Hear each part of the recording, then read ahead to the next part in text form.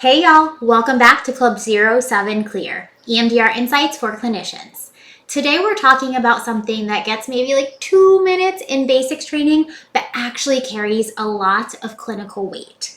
The difference between EMD big R, little r, and EMD. If you haven't already, make sure that you hit subscribe so that you never miss a video. Now it totally makes sense that in basics training, we wouldn't really have time to get into the nuance of constricted processes. We are taking in so much information, and I know that some basics trainings are slightly different than others, so you may have had more exposure than I did. But for me, it really wasn't until I went through my EMDr certification process that I started to understand the nuance and the difference between these. So that's the journey that we are going on today. Let's slow things down and make it practical. 1, 2, 3, 4. Now, there are a lot of analogies out there to help you think about the difference between EMD big R, little r, and EMD. The way that I like to think about it is through the lens of music. EMD is like a song that you play on repeat. We listen to it over and over and over again until we kind of get bored of it.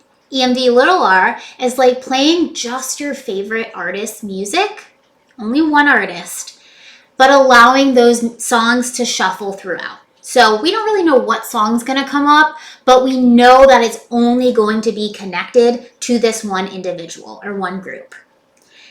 EMD big R is like, we just have our phone completely on shuffle. We don't know what's gonna play next. We don't know if it's gonna be rap, if it's gonna be country, if it's gonna be pop. The songs on the playlist might not feel connected at all, and we're just gonna go with any and everything that comes up.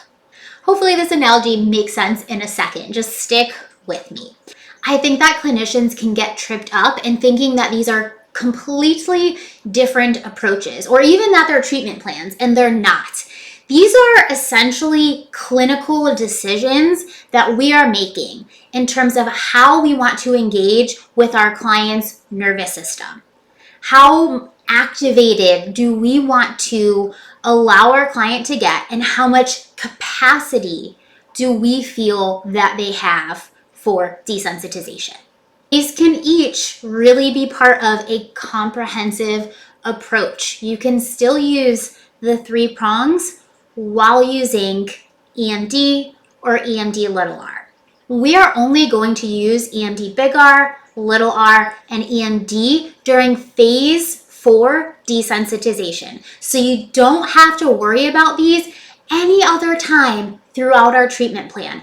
All of the other phases are going to stay exactly the same as you would have done them had you not decided to use insert selection there. This is where we decide how opened or contained that music gets to be. So we've established that EMDr, little r, and EMD are not treatment plans. We're going to do a treatment plan outside of these. Once we do have our treatment plan and we've identified our target or the memory, the experience that we're wanting to focus on, then the question becomes, how do we work with the system, client system, that is in front of us? And that is exactly where these come in. So let's start with EMD because it is the most constrained. With EMD, we usually use this option because we want to stay within one neural network. When we make this clinical choice, we are choosing not to allow any associated networks into the desensitization that we do. What this looks like in real time is doing our phase 3 assessment as normal, lighting up our nervous system, and then moving into phase 4 just as we normally would. And we are just going to continuously check the SUD. That is how we are kind of putting up those little bowling bumpers so that we don't leave that lane. It might sound like hold all of these things together. Let's go with that. And on a scale of 0 to 10, when you think about that target now, how disturbing does it feel for you? Okay, go with that. go back to that target, scale of 0 to 10, where is it for you now? And repeating that over and over.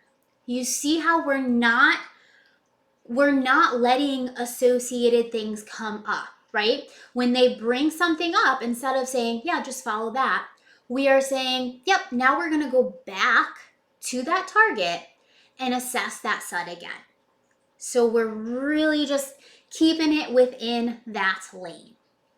Now with EMD, there is a bit of a difference in the length of time that we use BLS. So typically we're going to do short, fast sets. So normal BLS speed, whatever you and your client have decided on, and then short sets about 10 to 15 seconds. There is no fast and hard rule about, what that means. So kind of find what works for you and for your client.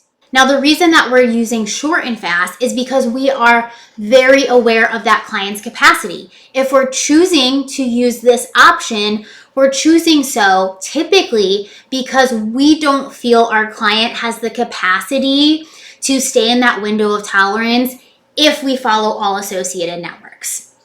I love using EMD if the SUD is really high. So like if it's a 10, I might just start with EMD just to see if we can bring that SUD down a little bit. I also love using EMD if I'm kind of test running EMDr as a modality with a client. So like, can we just practice the eye movements and practice the desensitization without following associated networks? Great ways to utilize this. This is like keeping the same song on repeat. We're staying with the same track over and over until it gets boring and we're sick of it. Then we have EMD r, which is my favorite simply because of its name. It's so cute. In EMD r, we are only following associations that are connected to the target that we are working on. If something comes up that is not connected to the target that we're working on, what we do is we just go back to target. Okay, they've shared this piece of information. Yep, let's go back to target. When you bring that up, when you bring up that target, when you bring up that memory, what are you noticing now? Go with that. Okay, so we are kind of just redirecting when they're getting off track. Now, EMD r is providing us the same opportunity as EMD in that we are getting to really stay constrained and we're focused on client capacity. So I love using this because I work with complex trauma, and sometimes folks will have current day concerns that they're wanting to focus on. Let's say relationship issues with my partner.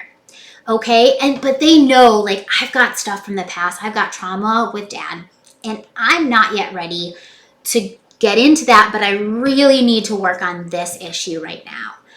If they have some capacity, we can do that using EMD r. So what we would do is, normal treatment plan, we're focusing on the target related to the relationship, and we're reprocessing, and it's going great. And then when I check in, that just reminded me of, like, that's how dad, he used to speak to me. And I'm a relational and attachment focused therapist. So I'll actually usually have this conversation very directly with clients ahead of time. Like, hey, we've got this really cool tool and it's got a super cute name. It's called EMD r. If this topic comes up, I'm going to check in with you, but we can just go right back to target. So when that association to dad comes up, as an attachment focused therapist, I will check in with my client. I'll say, dad stuff came up. Do we want to go back to target? And the client will either say yes or like, let's go with it. And I'm going to trust them. I'm going to trust their system. So if they say go with it, we're going to go with it. Okay, but that is how we can use EMD r. This, again, is like I'm listening to all of Taylor Swift's songs. Maybe we've got a little bit of folklore. Maybe we've got a little Reputation. These have different vibes, but we're not ever listening to a different artist. And then the most open form, EMD r, where we follow any and all associations, right? Our client says something and even they're like, I'm really surprised that came up. I don't even know what this is connected to. What do we say? Go with that. That's just what we do, right? We follow it all. And so that is where EMDr shines. This is our phone on shuffle. Any and all music is coming up. No matter the vibe, we're gonna go with it. You know that I try to keep Club 07 Clear anchored in like what actually happens in practice. So I want you to know that my consultees always love when things are really black and white. It's like, yep, use this at this point, do this exactly now, and this now. That is not how these options work. These are sometimes game time clinical decisions. We are on the field and we're like, this is the play we're using. So for example, we might go in to reprocessing using EMD Big R. And we're moving through and we notice that our client gets to something and there's some disturbance there. We notice that we're a little bit worried about their system. We might in that moment make the decision, let's shift over to EMD. Often between EMD and EMD Big R, as I sort of alluded at the start of our video, where I might start with EMD, and once they have more capacity, once we get that SUD pretty low, I'll check in. I'll say, hey, can we open this up? How are you feeling? And if a client consents, if they're like, yeah, let's go with it, we're going to start opening it up. We're going to go with it. And we'll shift up into EMDr. So as you can see, these are very fluid, not black and white. This is where we get to kind of have fun with it. This is where we get to trust our clinical instincts, trust our co-regulation with our client. This is where EMDr gets so juicy and beautiful. And if you're listening to all of this right now and you're like, this does not sound juicy or beautiful and I'm overwhelmed, that is okay.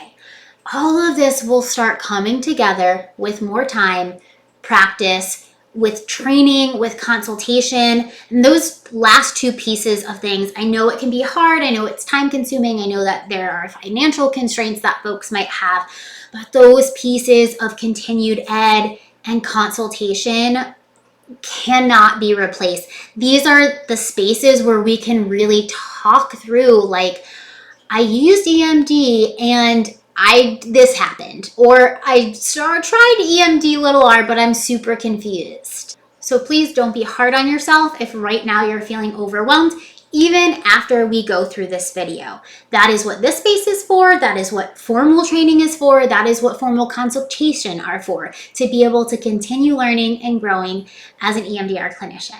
So hopefully now you know the difference between EMD Big R, little r, and EMD, and you and your client get to decide which way you want to listen to the music together.